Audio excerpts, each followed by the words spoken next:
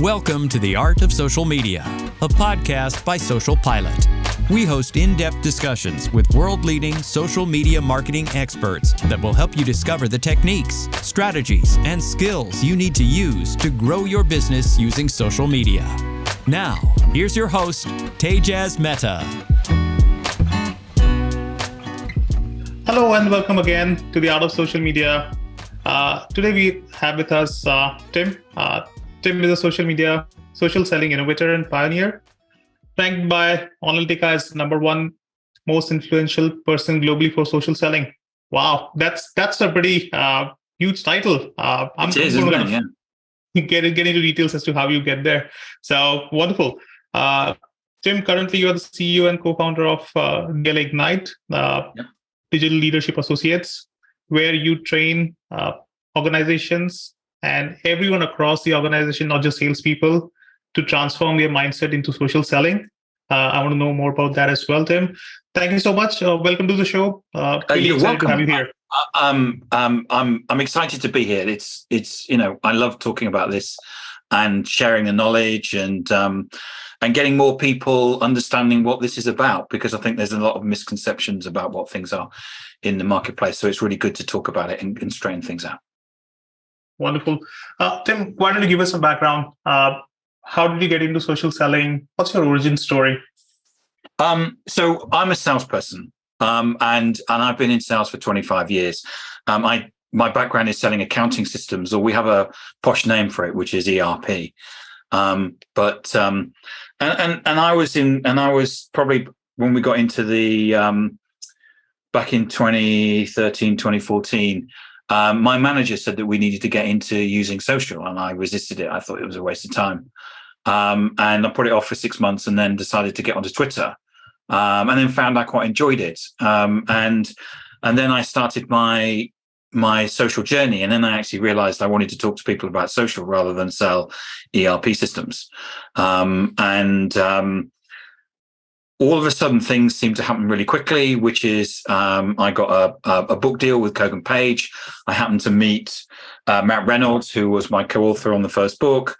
So that was written in 2015. I mean, I met him for coffee, and he said, "I've written 5 books already. I'll give Kogan Page a call." Within 3 months, we had a book deal. And I'd never written a book before. And so I went through that process. That was written in 2015, came out in 2016. And then I've written... There's a lot of talk in the marketplace about merging sales and marketing and how did that work.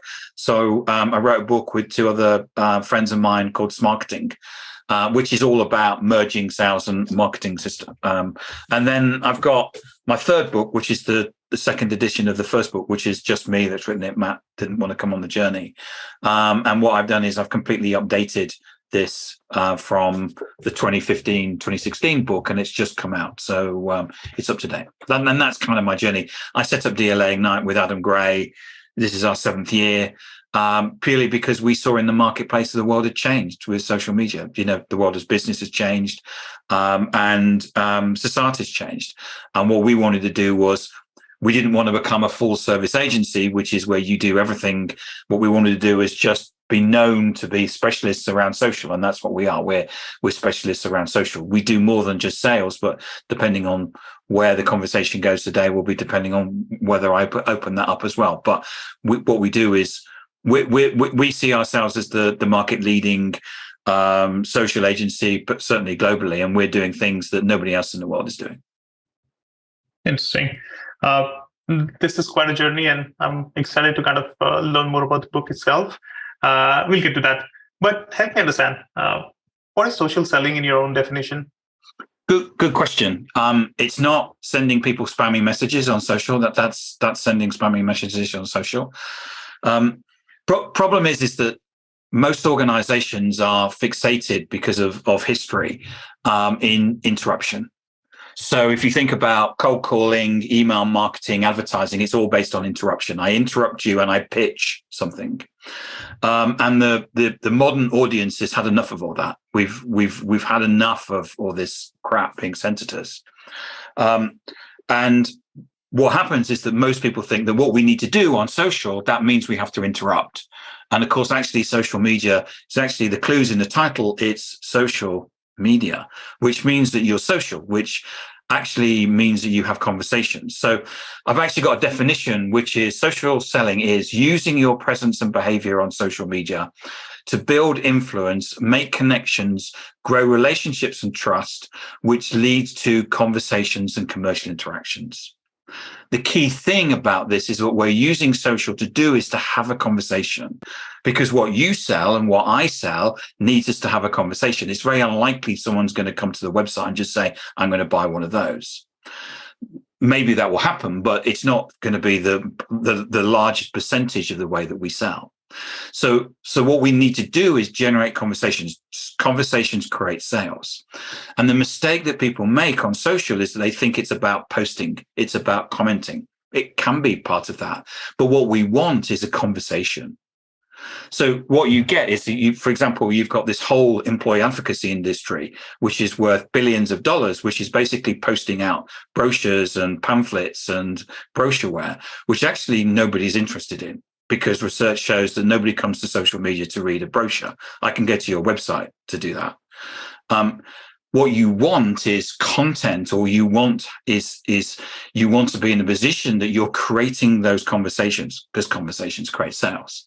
And what we do is that we teach people to have those conversations. Now, the people may be in sales, the people may be in HR, because the modern buyer is the same as the modern job hunter, and the same as the modern investor. They're all looking, we're all on social media. 60% of the world's population, according to data, is now on social media. Each person of that 60% spend 2 hours, 27 minutes a day on social media. They're active on social media. So we know that our buyers, our prospects, our future employees, our future investors, all of these people are on social. And what we need to do is find a way to connect those people, have conversations, and build relationships. I love how you kind of made it really simple. Social selling is not just kind of, advertising your product. It's actually creating those conversations. So actually creating those content, which generates conversations, which kind of leads to sales. So that's the cycle of social selling, I assume. I'm sorry to break it to people, but nobody looks at adverts. Come on, we know what you're going to say. Everybody goes to the market and says the same thing: buy my product because we're great. I come from a background of selling accounting systems, Oracle, SAP, Sage, you name it. They all say the same thing: we're the best accounting system in the world, and we don't believe them, but they carry on saying it. And so we're in this situation where, as buyers, we've completely changed the way that we buy, because now what we're doing is that we're going online. We've all got one of these. And if I tell you that the iPhone is the best mobile phone in the world, you can go online and find 10 articles that says the Samsung's the best mobile phone in the world. And therefore, that's the empowerment that we have. If we go to market and say, buy my product because it's great, no one's going to believe us. We're wasting our money. What we need to be doing is going out and having authentic conversations with people and showing people who we are, because the only USP that we have nowadays is who we are. My experience, the way that we've traveled, the way that what we think, that's what's unique. And that's what the modern buyer, the modern job hunter, and that are all looking for. They're looking for you. They're looking for you and what your culture is. And we're doing that on social media. And that's the difference and the change that's taken place in the world. Especially, COVID accelerated it. We spotted this probably 10 years ago, started the business 6 years ago. But we've seen, when we started up, people laughed at us. They thought we were very niche. It was really funny. Everyone was going to carry on cold calling. And then COVID happened and we all started living online. And we saw this tipping point take place in October 2020. Certainly in the UK, we had a lockdown in March, April, May, June, and July. And everyone said, okay, that's all over. And then we went into another lockdown. And then the government here said, and Christmas, you're not going to have Christmas. You can forget about it. And that was when everyone realized we need to pivot our company to actually work online. work from home, and we need to be selling online. And we've seen a massive change take place, certainly from that date back in 2020. Absolutely. COVID was a great accelerant, but people have realized that sales is not cold calling. Sales is a lot more complex, and social plays an important role in there as well. Let's take an example, right? You have a lot of experience selling ERPs and accounting systems. If there were a new brand to start up, in accounting, for example, right, selling an accounting software, how would they kind of tap into social selling? How would they kind of use social as a part to create content and conversations and hence sales? The same as how we started off, which is using social the way it should be used, which is so there's three things that you need to have. One is you need to have what we call a buyer-centric profile. This is your profile online. So if you think about it, your LinkedIn profile is a shop window to the world, okay? There's 850 million people on LinkedIn, and they walk past your LinkedIn profile every day. What do they think? Do they think, oh, here's someone looking for a job? Because if their LinkedIn profile is a CV, they're obviously looking for a job. Or do they go, that looks interesting. I think that person could help me. And I actually think that person looks like a person that I could deal with, rather than the typical salesperson where we say, I don't like you. I don't believe a word you say. I don't trust you. And you're going to try and sell me some shit that I don't want to buy. This is the transformation that's taken place away from traditional ways of 1980s selling to actually selling in a social environment. So that's the first thing you need is a buyer-centric profile. The second thing you need is a network. So by my desk, I've got this big pile of business cards, which is the way that it used to happen. They used to give people business cards. Now we connect to people on social media. What we need to be doing is connecting to the people that we want to influence. Not in a, hey, buy my product because it's great. Well, because no one will connect to you. You'll get a very low response, but in a way to actually create conversations. So the emphasis is on them. I'm interested in what you have to say. I'm interested in learning from you. I'm interested in what your business does. What we're doing is that we're serving the individuals. And what we need to do is we need as big and as varied marketplace that we can, network that we can have. LinkedIn allows you to connect to 200 people a week. And as a salesperson, that's an ability to have 200 conversations. We should be taking up that option. The third thing that we need is content. And the reason why we need content is that we know that our buyers are looking at it. They're looking for insight. They're looking to be entertained. They're looking to be told things that they don't know already. They're looking to be able to take content and go back to their organization and look clever. So what we need to do is we need to provide that. Now, we won't provide that by telling people that we have a great product and a great company, because we know that already. We know you're going to say that. What we're looking for is insight, something that's going to help us, maybe something that's going to entertain us and make us laugh. Now, what you're able to do is, when you ask the question as to how does an organization do this? Well, the first thing you do would be to empower your sales team to go on to social, and to be able to walk digital corridors and have digital conversations. This is the ability to see for people to see you as someone that can actually help them. So I'll give you an example. Namas Consulting, which is an Oracle partner, they're clients of ours. They're online. We've trained them, and they had a client that was on social media looking for what they sold. They saw a salesperson and said, "I think you could help me." They contacted them. There was then a classic buyer-seller conversation that turned into a $2.6 million deal. They've taken another $500,000 out of this. This is not chicken feed. This is not people selling $50 items. This is people making serious business decisions and investments. When you do that, you're going to want to make sure that the organization that you're working with and the people you're working with. But also, the fact is, the matter is that the salesperson had connected to people. So it wasn't just luck that this person found them. They'd actually made a decision to actually connect. So I've got one of the people that works for me, they have a particular target account. They're connected to 1,000 people in that account. The company has 40,000 people. They're connected to the whole of the C-suite in the UK and the whole of the C-suite in the US. And they've done that over time, building connections with the people. But by doing that, what their ability to actually sell to that account is far greater. If you're not connected or you're only connected to one person, you're unlikely to sell to them. And then the third thing is about having that content. Now, if you think about, if you do that and empower your sales team, they're going to be basically creating a network across all the accounts that you want to influence.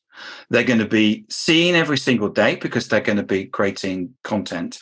And they're going to be people that you're going to go, that's an organization I want to do business with. Now, you might not want to do it today, but also you may want to say, when we do it, that's the organization we want to work with.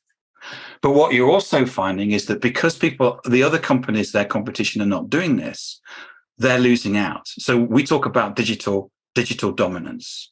What that is that when an organization does this, and if you do it at scale, so you train your salespeople, you train your human resources people, you train your purchasing people, your customer service people, gradually what you do is you push the oxygen and everything out of what the competition are doing. You are the only thing that people are seeing on social media. And, we have a client, Cyberhawk, they're a drones company, and that's what they've done. They've been able to push that completely out. Chris Fleming, the CEO, has very kindly contributed to the social selling book.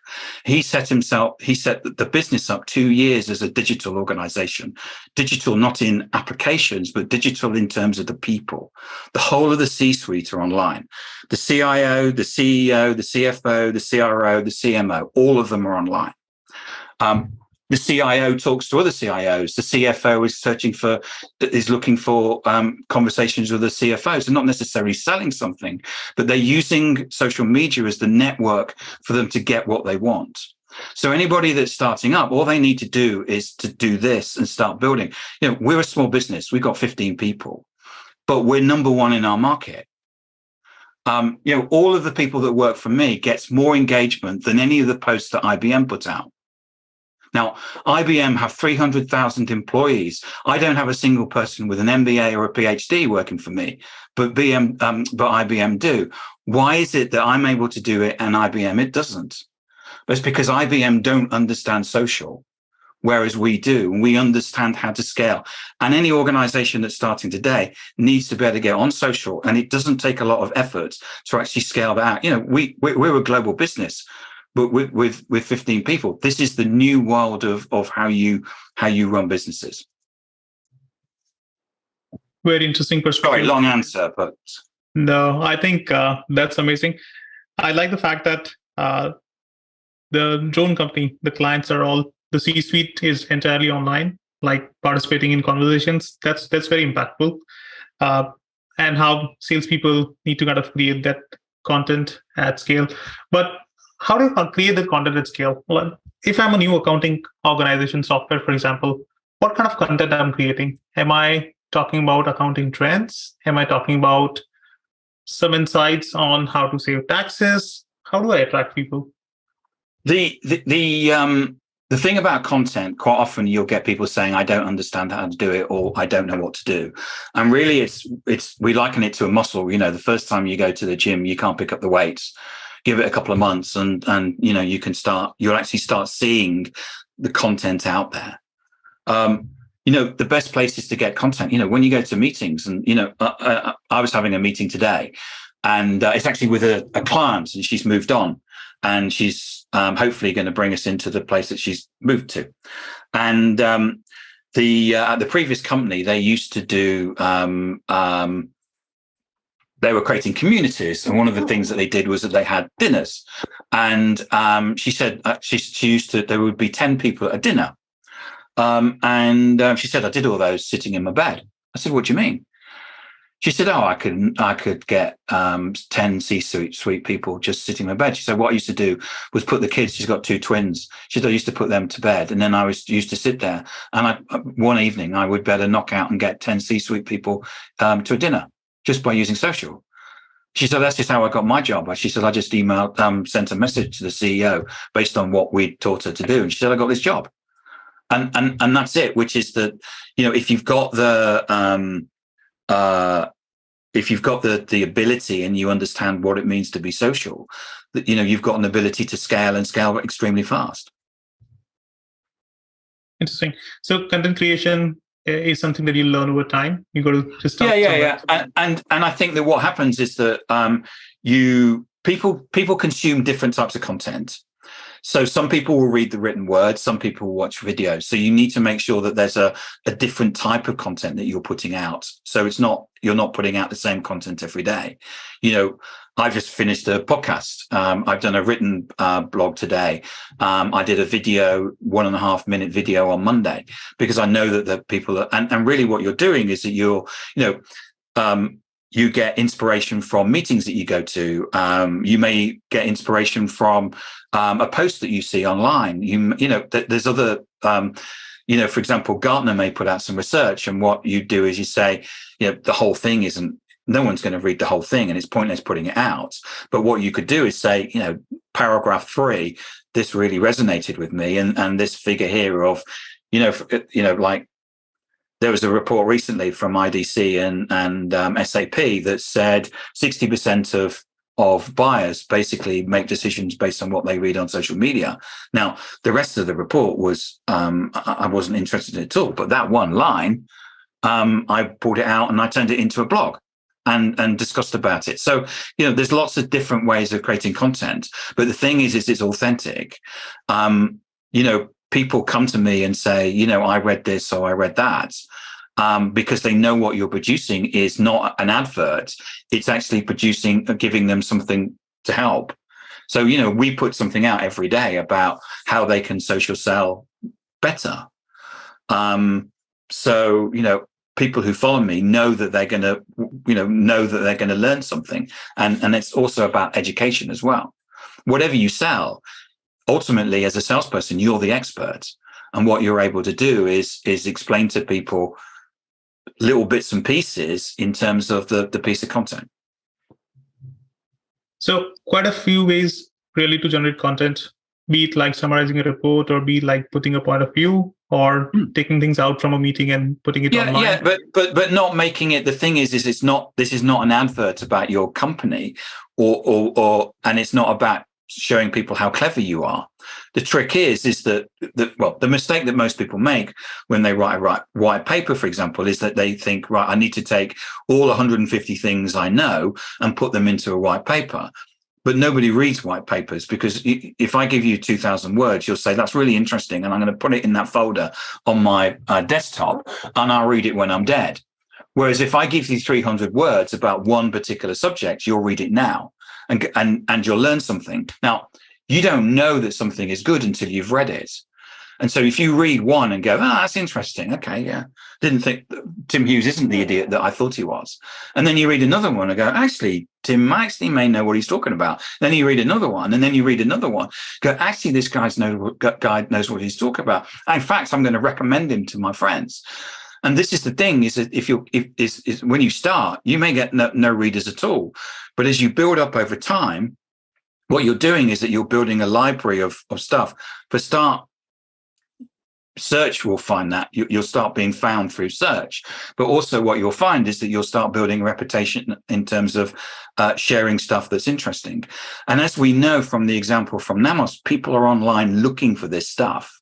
And if you're putting out golden nuggets and they go, this is exactly what I need, this company know what they're talking about. They might be talking about a particular business problem in a particular vertical. So for example, we had a particular private equity company as a target.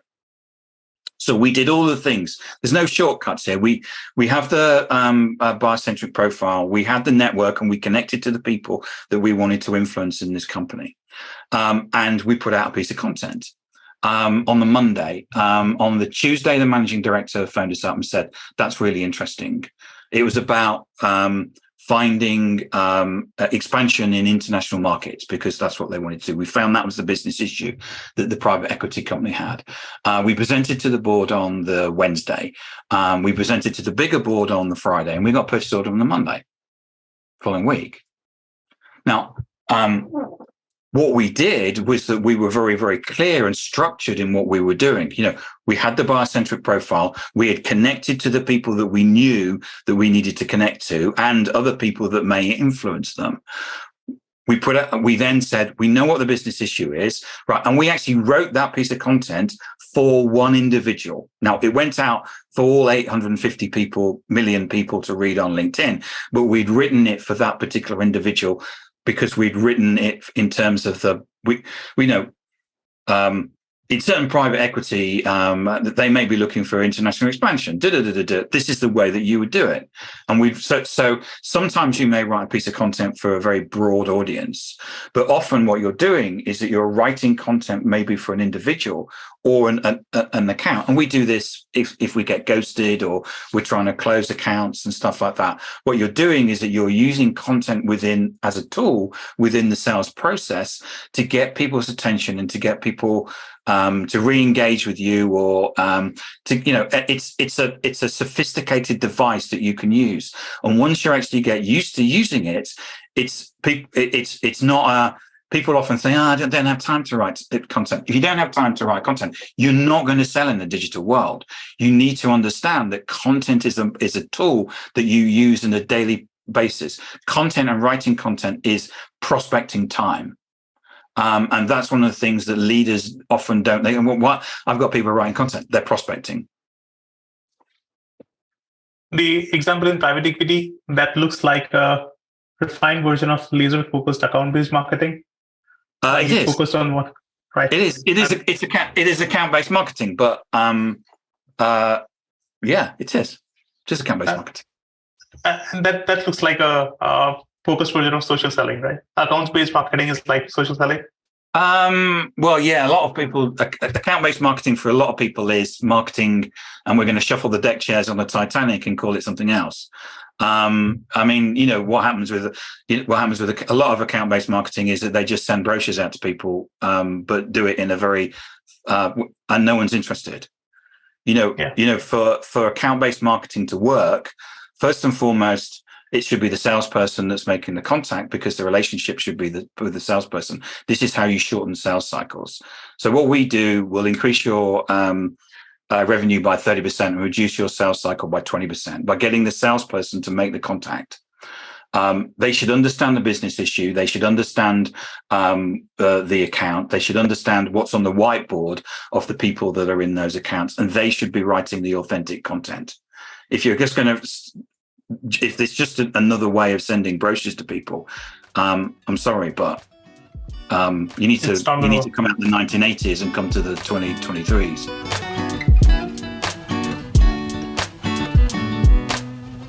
The Art of Social Media is brought to you by SocialPilot. To find out more about SocialPilot and how we can give you everything you need to hit your social media marketing goals, visit socialpilot.co. And then make sure to search for The Art of Social Media in Apple Podcasts, Spotify, and Google Podcasts, or anywhere else podcasts are found. Make sure to click follow so you don't miss any future episodes. On behalf of the team here at SocialPilot, thanks for listening.